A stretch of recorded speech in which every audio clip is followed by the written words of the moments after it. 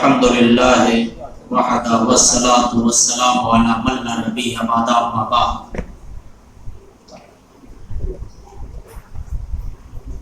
اعوذ باللہ من الشیطان الرجیم، بسم اللہ الرحمن الرحیم۔ یا ایھا الذین آمنوا اتقوا اللہ وقولوا قولا سدیدا یصلح لکم اعمالکم ویغفر لکم ذنوبکم ومن يطع الله ورسوله فقد فاز فوزا عظيما۔ وقال النبي صلى الله عليه وسلم أربعون إذا كنا فيك فلا عليك ما فاتك من الدنيا حفظ أمانة وصدق حديث وعفة في طعمة وحسن خلق او کما قال علیہ الصلاۃ والسلام۔ وقت چونکہ کم ہے اس لیے میں نے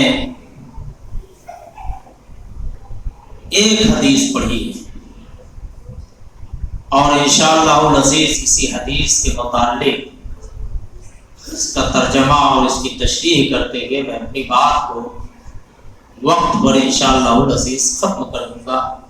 اللہ تعالیٰ سے دعا ہے کہ مولا کریم آج کی اس مجلس میں جتنے لوگ شریک ہوئے ہیں سب کے سیئات کو تو حسنات میں بدل دے اور سب کے گناہوں کو تو معاف فرما اور سب کی زندگی میں خوشی اور چین بھر دے۔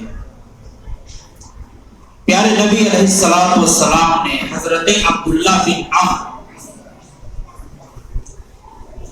اور بعض سندوں میں معاذ بن جبل رضی اللہ تعالی عنہ کا نام آتا ہے کہ ان سے یہ حدیث بیان کی کہ اربعون اذا كنا فیک، اے میرے پیارے صحابہ اگر یہ چار باتیں تمہارے اندر پیوست ہو جائیں اور ان چار خصلتوں کے تم حامل بن جاؤ فلا فاتک، تو تمہیں دنیا سے جو بھی تمہارے لیے ختم ہو جائے تمہیں حصہ نہ ملے دنیا سے تو کوئی ایسی بات نہیں۔ فلا علیک ما فاتک من الدنیا، دنیا آپ کو اگر نہ ملے اور اگر یہ چار خصلتیں تمہیں مل جائیں اور تم اس کے عادی بن جاؤ تو یقیناً تمہاری زندگی کامیاب ہے۔ پیغمبر اسلام صلی اللہ علیہ وسلم کا یہ نسخہ کیمیاء یقیناً ہمارے اور آپ کی زندگی کے اندر چار چاند پیدا کر دے گا۔ اگر ہم یہ چار خصلتوں کے حامل بن جائیں اور یہ عہد کریں کہ پیغمبر اسلام صلی اللہ علیہ وسلم کی اس حدیث میں آئی ہوئی یہ چاروں باتیں ہم اپنی زندگی کے اندر نافذ کریں گے تو یقیناً ہم سے بڑا کامیاب اس روئے زمین پر کوئی نہیں ہوگا۔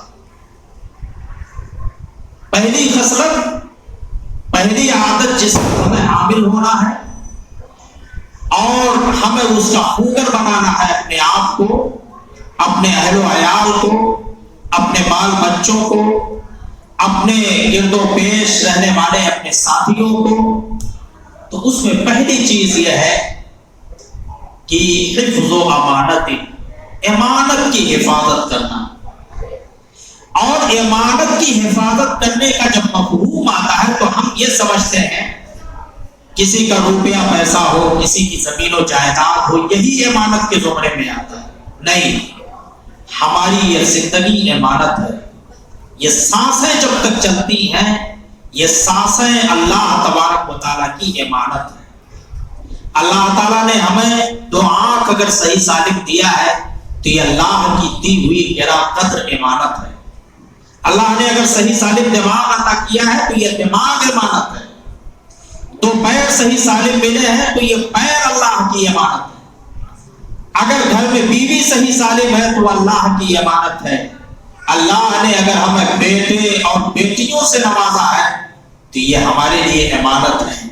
زمین و جائیداد، روپیہ پیسہ، دنیا کی جاہ و عظمت اور دنیا کی شہرت و بلندی، یہ سب کی سب اللہ کی امانت ہے۔ ہر ایک کو ان کے مقام پر رکھنا اور ان کو ادا کرنا، یہ مومنین کی شان ہے، یہ اللہ کے بندوں کی شان ہے، یہ ان کی عظمت ہے کہ وہ اللہ کی اس عمارت کی حفاظت کرتے ہیں۔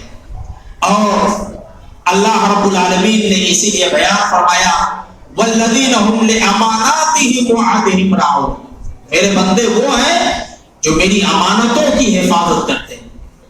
تو مومنین کی یہ تعریف کی گئی ہے کہ اللہ تعالیٰ نے انہیں جو کچھ عطا کیا ہے وہ امانت کے طور پر اس کی حفاظت کرتے ہیں، اپنے آپ کو صحیح طور سے رکھتے ہیں، اپنا قدم غلط طریقے پہ نہیں اٹھاتے، وہ جانتے ہیں کہ امانت پہ خیانت ہوگا، اپنے شرمگاہ کی حفاظت کرتے ہیں، زنا کے قریب نہیں جاتے ہیں، وہ جانتے ہیں کہ غلط قدم اٹھانا یہ اللہ رب العالمین کے دربار میں میدان محشر میں ذلت و رسوائی کا سبب ہوگا، اس لیے وہ امانتوں میں خیانت نہیں کرتے۔ اور پیارے نبی صلی اللہ علیہ وسلم نے تو یہاں تک کہا لا دین لمن لا امانت لہ، جس کے پاس امانت داری نہ ہو اس کے پاس دین ہی نہیں ہوتا۔ مثال کے طور پر اللہ تعالیٰ نے ہمیں یہ چھوٹے چھوٹے بچے عطا کیے، ہر کوئی ان کو پالتا ہے، ان کی پرورش کرتا ہے، ان کے ناز و نخرے برداشت کرتا ہے، لیکن اگر ان کو شریعت اسلامیہ کے بتائے ہوئے راستے پر نہیں ڈالتا ہے تو یہ اللہ رب العالمین کی امانت میں سب سے بڑی خیانت ہے۔ ان کو پہلے دین کی بنیادی باتیں بتائی جائیں، ان کو دین سکھلایا جائے، ایمان کے اور اسلام کے ارکان سکھائے جائیں، اللہ رب العالمین کی معرفت بتائی جائے تو یہ امانت کا حق ادا ہوگا۔ آپ اپنے بیٹیوں پر نظر رکھیں وہ کیا کر رہی ہیں، یہ امانت کی حفاظت ہوگا۔ آپ کسی کی زمین و جائیداد پر ناجائز طور پر قبضہ نہ کریں، یہ سب سے بڑی امانت ہے، اور اس کی بہت ساری تفصیل ہے۔ دوسری خصلت پیارے پیغمبر علیہ السلام نے بیان فرمایا وَصِدْقُ حَدِيثٍ، میرے پیارے صحابہ دوسری جو عظیم خصلت ہے اگر اس کے عامل بن جاؤ تو دنیا اگر تمہیں نہ ملے تو کوئی حرج کی بات نہیں ہے، آخرت اللہ تبارک و تعالیٰ تمہیں عطا کر دے گا۔ سچی گفتگو، سچ بات کا بولنا، بے لاگ اور لپیٹ بولنا، اور جب آپ سچی گفتگو کرو گے، بے لاگ گفتگو کرو گے تو آپ کے کپڑے پر کوئی داغ نہیں لگا سکتا ہے، آپ کو کوئی جھوٹے کیس میں نہیں پھنسا سکتا ہے، آپ کی زندگی ایک آئینے کی طرح سے ہوگی، جب کوئی چاہے آپ کی زندگی میں بننا اور سنورنا وہ بن اور سنور کر کے آپ کی زندگی سے سیکھ لے گا۔ اسی لیے اللہ رب العالمین نے بیان فرمایا قرآن مجید کے اندر کہ میرا جو بندہ سچی گفتگو کرنے، اچھی گفتگو کرنے کا اپنے آپ کو حامل بناتا ہے، میں دنیا اور آخرت دونوں میں اسے بدلہ عطا کرتا ہوں۔ کیسے؟ یا ایھا الذین آمنوا اتقوا اللہ وقولوا قولا سدیدا، اے لوگو، اے مومنو، اللہ سے ڈرو، اس لیے کہ اللہ کے ڈر کے بغیر کوئی نہ تو سچ بول سکتا ہے اور نہ ہی امانت میں امانت کی پاسداری کر سکتا ہے۔ قولوا قولا سدیدا، جب تم گفتگو کرو تو درست بات کرو، یہاں سچی گفتگو کا تذکرہ نہیں ہے، درست بات، موقع اور محل کے حساب سے جو درست اور حقیقت سے وابستہ باتیں ہوں ان کو آپ ان کے سامنے رکھو۔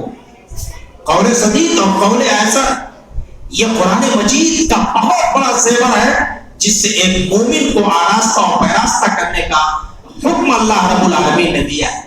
اسی لیے دوسری ضمن میں اللہ تعالیٰ نے بیان فرمایا وَمَنْ أَحْسَنُ قَوْلًا مِّمَّنْ دَعَا إِلَى اللَّهِ وَعَمِلَ صَالِحًا، اس شخص سے زیادہ اچھی بات کس کی ہو سکتی ہے جو لوگوں کو اللہ تعالیٰ کی طرف بلائے، یعنی وہ زبان بڑی پاکیزہ ہے جس زبان سے اللہ رب العالمین کا تذکرہ ہو، اور جب اللہ کا تذکرہ ہوگا تو سچی گفتگو ہوگی۔ تو قول سدید کی بڑی اہمیت ہے، درست بات ہو۔ اچھا، جب آپ یہ کام کرنے لگو گے اور یہ اپنی زندگی کے اندر اس کو نافذ کرو گے کہ اب ہم کل سے جھوٹ نہیں بولیں گے، تو قرآن مجید آپ کو مزدہ جافزہ سناتا ہے، خوشخبری دیتا ہے یصلح لکم اعمالکم، اللہ تعالیٰ تمہارے نامۂ اعمال کی اصلاح کر دے گا۔ اب اللہ آپ کو توفیق دے گا کہ آپ صحیح اور بھلے راستے پہ چل کر کے اپنی زندگی کو گزارو، اور اللہ کی توفیق اسی بندے کو ملتی ہے جو اپنی زبان کو سب سے پہلے پاکیزہ بناتا ہے۔ تو یہ دنیا میں فائدہ ہوگا کہ اللہ تعالیٰ آپ کی زبان کو گناہ میں پڑنے اور گناہ کی آلائشوں سے مرتب ہونے میں اللہ تعالیٰ آپ کی حفاظت کرے گا۔ یصلح لکم اعمالکم، اور آخرت میں سب سے بڑا فائدہ آپ کو یہ ملے گا ویغفر لکم ذنوبکم۔ جیسے ایک آدمی توبہ کرتا ہے کہ اب میں سچ بولوں گا، کبھی غلط بات اپنی زبان سے نہیں نکالوں گا، تو ایک طرف اللہ تعالیٰ توفیق دیتا ہے کہ اس کے اعمال کی اصلاح ہوتی ہے۔ جیسے کوئی آدمی کسی کا پیسہ باقی ہو تو ہوتا یہ ہے کہ آپ اتنا پیسہ دے دو یا میرا یہ کام کر دو، میں آپ کا جتنا بہی کھاتا ہے سب ختم کر دیتا ہوں۔ ایسے اللہ تعالیٰ ایک شرط لگاتا ہے کہ تم سچ بولنا شروع کر دو، میں تمہارے گناہ مٹانا شروع کر دوں گا۔ یصلح لکم اعمالکم ویغفر لکم ذنوبکم، اور جو تم سے ماضی میں گناہ ہوئے ہیں جھوٹ بول کر کے یا دیگر کاموں کو کر کے جو گناہ ہوئے ہیں، میں ان گناہوں کو بخش دوں گا۔ تو اپنے آپ کو آمادہ کرو کہ ہم کل سے سچ بولیں گے، جھوٹ کبھی نہیں بولیں گے اپنی زندگی میں۔ آپ تو موبائل کے اس زمانے میں آدمی اپنی بیوی سے جھوٹ بولتا ہے، بیوی شوہر سے جھوٹ بولتی ہے، بیٹا باپ سے، باپ بیٹے سے، بھائی بھائی سے۔ جھوٹ موبائل نے اتنا عام کر دیا ہے کہ اس کی کوئی ایسی حیثیت نہیں رہ گئی ہے کہ زبان کا کوئی ویلو اور وقار سمجھا جائے۔ تو آدمی کو اس کا پابند بننا چاہیے۔ یصلح لکم اعمالکم ویغفر لکم ذنوبکم، اللہ گناہوں کو بخش دے گا۔ اور یہی امانت اور راست بازی یعنی قول صدیق، درست بات بولنا اور امانت کی پاسداری کرنا، یہ دو خصلتیں پیارے پیغمبر علیہ السلام نے اپنی زندگی کے اندر نافذ کر کے پوری مکہ کو فتح کر دیا تھا۔ ہے کوئی جو کہہ دے کہ پیارے نبی صلی اللہ علیہ وسلم نے 40 سال تک مکہ کے اندر جو زندگی گزاری اس میں کبھی جھوٹ بولا تھا؟ پیارے نبی صلی اللہ علیہ وسلم نے کسی کی امانت میں خیانت کیا تھا؟ یہ کوئی کہہ نہیں سکتا۔ یہاں تک کہ آپ کے دشمنوں نے بھی ہرقل کے دربار میں یہ بار بار سوچا کہ میں یہاں جھوٹ بولوں، لیکن ان کے ضمیر نے گوارا نہیں کیا۔ جب پوچھا گیا کہ کیا جس آدمی نے نبوت کا دعویٰ کیا ہے کیا اس کو کبھی جھوٹ بولتے گر پائے ہو؟ کہا ہرگز نہیں۔ تو امانت میں خیانت اور سچی گفتگو یہ آدمی کے کردار کو دوبالا کر دیتی ہے، آدمی کے کردار کو حسین بنا دیتی ہے، اور آدمی اتنے پاکیزہ راستے پہ چلتا ہے کہ وہ پاکیزہ راستہ اس کو جنت میں پہنچا دیتا ہے۔ اور جو آدمی جھوٹ بولنا نہیں چھوڑتا ہے تو پیارے نبی صلی اللہ علیہ وسلم نے بیان فرمایا کہ حتی یکتب عند اللہ کذابا، ایسے آدمی کو اللہ تبارک و تعالیٰ کے نزدیک جھوٹا لکھ دیا جاتا ہے، اور جھوٹ بولنے کی وجہ سے وہ جہنم میں ڈال دیا جائے گا۔ تو ہمیں بچنا چاہیے، اپنے کردار کو سنوارنا چاہیے پیارے نبی صلی اللہ علیہ وسلم کی اس حدیث کی روشنی میں۔ تیسری چیز بہت اختصار کے ساتھ، تیسری بات جو پیارے پیغمبر علیہ السلام نے بیان فرمایا وہ حسن و خلق، اچھے اخلاق کا حامل بننا۔ گھر میں رہو اپنی بیوی کے سامنے وہاں اخلاق پیش کرو، بال بچوں میں رہو وہاں اخلاق پیش کرو، سماج اور معاشرے میں رہو وہاں بہترین اخلاق پیش کرو۔ اخلاق آپ کا ایسا ہو کہ دوست تو دوست، دشمن بھی آپ کا گرویدہ بن جائے۔ پیارے پیغمبر علیہ السلام کی سیرت اس مسئلے میں نمایاں ہے۔ موقع نہیں ہے کہ آپ صلی اللہ علیہ وسلم کی سیرت کے کچھ نمونے آپ کے سامنے رکھے جائیں۔ تو اچھے اخلاق، اور یہی اچھا اخلاق پیارے نبی صلی اللہ علیہ وسلم نے بیان فرمایا کہ کل قیامت کے دن سب سے زیادہ جس چیز کی وجہ سے لوگ جہنم میں ڈالے جائیں گے وہ اخلاق کی برائی، اخلاقی گراوٹ ہے، اور سب سے زیادہ جو جنت میں داخل کیے جائیں گے وہ اونچے اخلاق کا ماہر، اونچے اخلاق کا حامل بننے کی وجہ سے آدمی کو جنت میں داخل کیا جائے گا۔ تو ہمیں ایک اچھے اخلاق کا حامل بننا چاہیے۔ چوتھی خصلت پیارے پیغمبر علیہ السلام نے بیان فرمائی وعفة فی طعمتی. اور میرے پیارے صحابی اپنے کھانے کو پاکیزہ رکھنا، اپنے کھانے کو پاکیزہ رکھنا. اگر کھانا پاکیزہ نہیں ہوگا تو تمہارا گھر پاکیزہ نہیں ہوگا. اگر کھانا پاکیزہ نہیں ہوگا تو تمہارا لباس پاکیزہ نہیں ہوگا. اور اگر کھانا پاکیزہ نہیں ہوگا تو تم جس گھر میں رہتے ہو وہ گھر پاکیزہ نہیں ہوگا. اس گھر کے اندر چین اور سکون نہیں رہ سکتا ہے جس گھر کا کھانا پاک اور صاف ستھرا ہو. اس لیے اپنے کھانے کو پاکیزہ بنانا، اپنے کھانے کو حلال طریقے سے، اپنی روزی کو حلال طریقے سے کمانا ہے. حلال روزی آدمی کی زندگی کو بہتر بناتی ہے اور حرام روزی اس کے اندر کساوت اور اسی طریقے سے اس کے دل کے اندر سختی پیدا کرتی ہے اور اللہ کی رحمت سے دور کر دیتی ہے.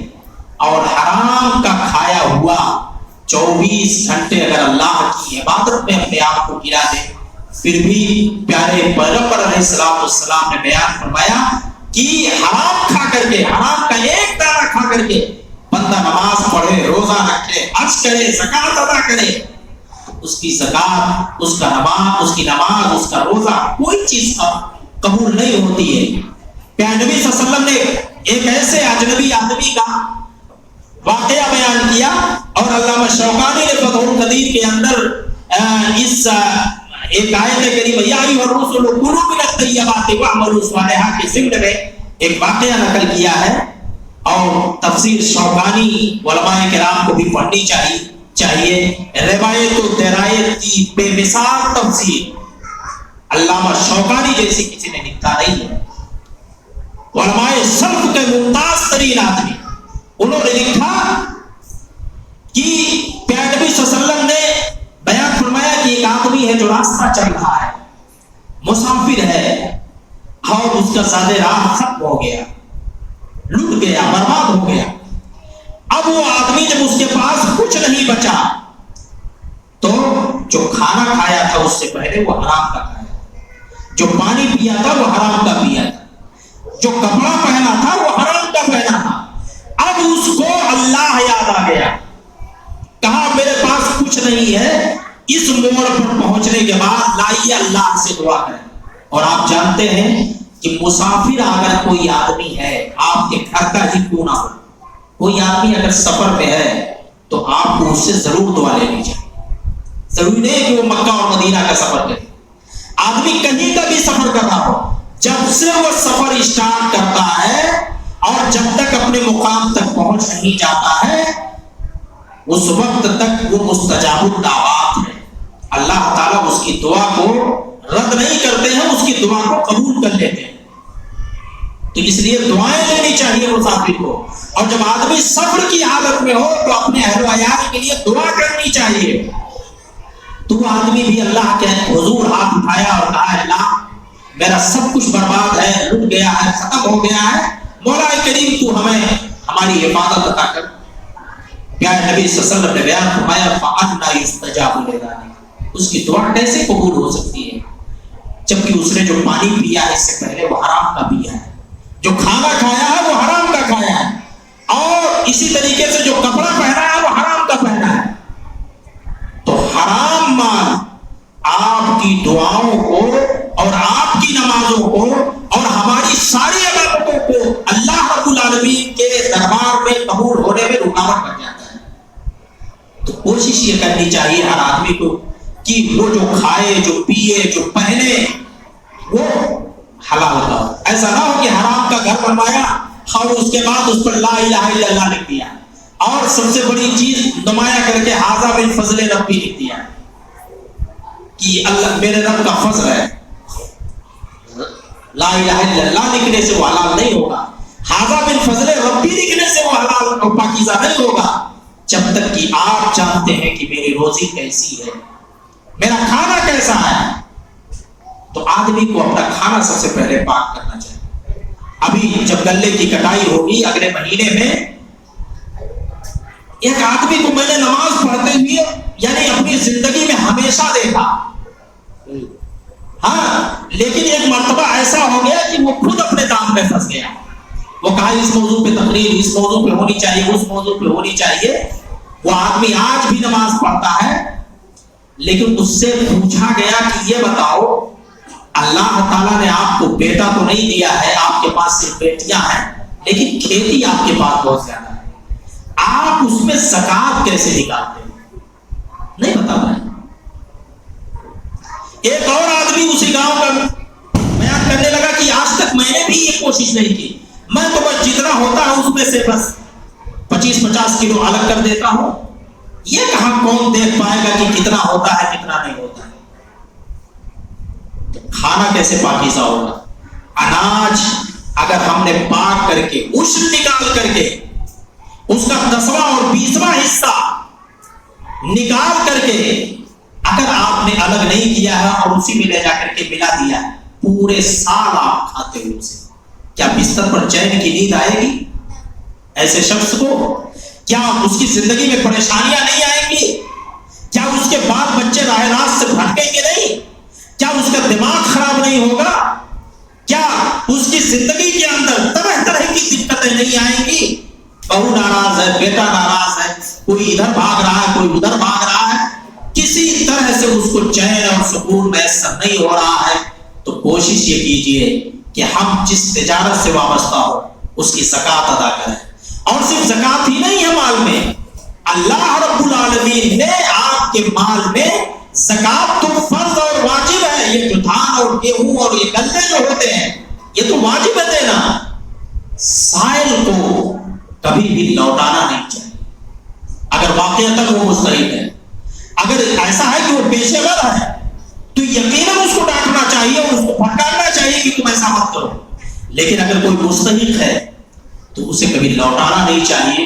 اگر اللہ رب العالمین نے آپ کو نوازا ہے تو ہم جس چیز سے وابستہ ہے کھیتی باڑی سے, گاؤں کے لوگ اکثر کھیتی باڑی کرتے ہیں, اگر اللہ تعالیٰ نے ہمیں غلہ عطا کیا ہے تو اس میں اللہ کا جو حق ہے اس کو نکال کر کے ایسا نہ ہو کہ صرف آپ مدرسوں کو دے دیں.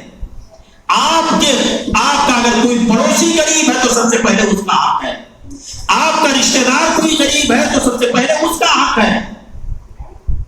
یہ میں بہت کڑوی بات آپ سے کر رہا ہوں, یہ نہیں کہ بس فلاں مدرسے میں اتنا دے دیا, فلاں مدرسے میں اتنا دے دیا, نہیں. آپ کا پڑوسی ہے پہلے اس کا خیال کیجیے کہ اس کے پاس کھیتی نہیں ہے, اس کے پاس بچے ہیں, اس کا حق ہے. آپ کا رشتہ دار ہے, آپ کی بہن, آپ کی بیٹی, آپ کی پھوپھی ہے, آپ کا حق ہے اس میں, آپ پہلے اس کو دیجئے. آپ کے دوست احباب ہیں, آپ ان کو دیجئے, اور اس کے بعد بہت سارے مصارف ہیں آپ اس کے اندر دیجئے. سب کا خیال کیجئے اور سب کو نوازیے, چاہے وہ تھوڑا ہی کیوں نہ ہو. مال حرام اگر آدمی 1 لاکھ صدقہ کر دے, 1 کروڑ صدقہ کر دے, اس کو کوئی ثواب نہیں ملنے والا. لیکن حلال مال کا 1 روپیہ اللہ رب العالمین کے نزدیک یہ اس کی عظمت بہت بڑی ہے. اللہ تعالیٰ سے دعا ہے مولا کریم ہم نے جو باتیں کی ہیں سب سے پہلے مجھے عمل کرنے کی, اس کے بعد آپ سب کو عمل کرنے کی توفیق عطا فرمائے. مولا کریم آج کے اس مجلس میں جو لوگ شریک ہیں مولا کریم تو ان کی حفاظت عطا فرما. مولا کریم ہمارے ایک عزیز مقصود بھائی کی طبیعت خراب ہے, مولا کریم تو انہیں صحت یابی عطا فرما. مولا کریم تو انہیں شفائے کلی عطا فرما. اور اسی طریقے سے اس گاؤں میں جتنے بھی مریض ہیں مولا کریم سب کو تو شفائے کلی عطا فرما. مولا کریم جو پریشان حال ہے ان کی پریشانی کو تو دور فرما. آمین. اقول قولی ھذا واستغفر اللہ لی ولکم ولسائر المسلمین وآخر دعوانا ان الحمد للہ.